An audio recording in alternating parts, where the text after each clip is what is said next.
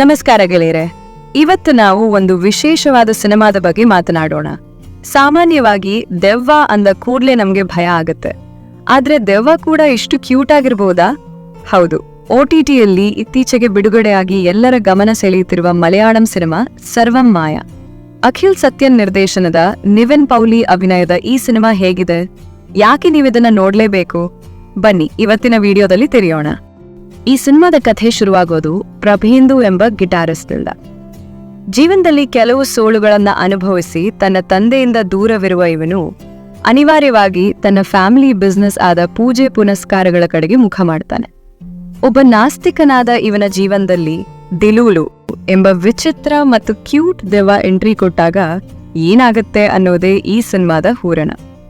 ಇದು ಕೇವಲ ಭಯಪಡಿಸುವ ಹಾರರ್ ಅಲ್ಲ, ಇದೊಂದು ಅದ್ಭುತವಾದ feel good horror comedy cinema.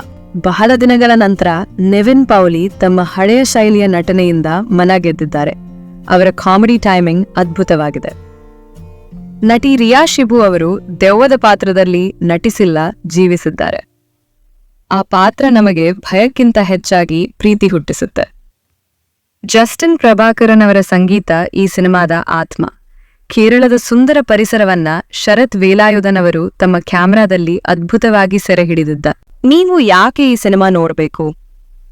ಈ ಸಿನಿಮಾ ನಮಗೆ ಜೀವನದ ಕೆಲವು ಮುಖ್ಯ ಪಾಠಗಳನ್ನು ಕಲಿಸುತ್ತೆ. ಸತ್ತ ನಂತರವೂ ಉಳಿಯುವ ಸಂಬಂಧಗಳು, ಕ್ಷಮಿಸುವುದು ಮತ್ತು ಜೀವನದಲ್ಲಿ ಮುಂದುವರಿಯುವುದು ಎಷ್ಟು ಮುಖ್ಯ ಅನ್ನೋದನ್ನ ತುಂಬಾ ಸರಳವಾಗಿ ಹೇಳಿದ್ದಾರೆ. ಕ್ಲೈಮ್ಯಾಕ್ಸ್ನಲ್ಲಿ ಬರುವ ಟ್ವಿಸ್ಟ್ ನಿಮ್ಮ ಕಣ್ಣಲ್ಲಿ ನೀರು ತರಿಸಬಹುದು. ಇದು ಫ್ಯಾಮಿಲಿ ಜೊತೆ ಕುಳಿತು ನೋಡಬಹುದಾದ ಕ್ಲೀನ್ ಎಂಟರ್ಟೈನರ್. ಒಟ್ಟಾರೆಯಾಗಿ ಹೇಳ್ಬೇಕಂದ್ರೆ ಸರ್ವಂ ಮಾಯ ನಿಮ್ಮ ವೀಕೆಂಡ್ ಲಿಸ್ಟಲ್ಲಿ ಇರಲೇಬೇಕಾದ ಸಿನಿಮಾ. ನೀವೀಗಾಗ್ಲೇ ಈ ಸಿನಿಮಾ ನೋಡಿದ್ರೆ ನಿಮಗೆ ದೆವ್ವದ ಪಾತ್ರ ಇಷ್ಟ ಆಯ್ತಾ ಅಥವಾ ನಿವಿನ್ ಪೌಲಿ ನಟನೆ ಇಷ್ಟ ಆಯ್ತಾ ಅನ್ನೋದನ್ನ ಕಮೆಂಟ್ ಮಾಡಿ ತಿಳಿಸಿ. ಈ ವಿಡಿಯೋ ಇಷ್ಟವಾಗಿದ್ರೆ ಲೈಕ್ ಮಾಡಿ ಮತ್ತು ನಮ್ಮ ಚಾನೆಲ್ಗೆ ಸಬ್ಸ್ಕ್ರೈಬ್ ಆಗೋದನ್ನ ಮರಿಬೇಡಿ. ಧನ್ಯವಾದಗಳು.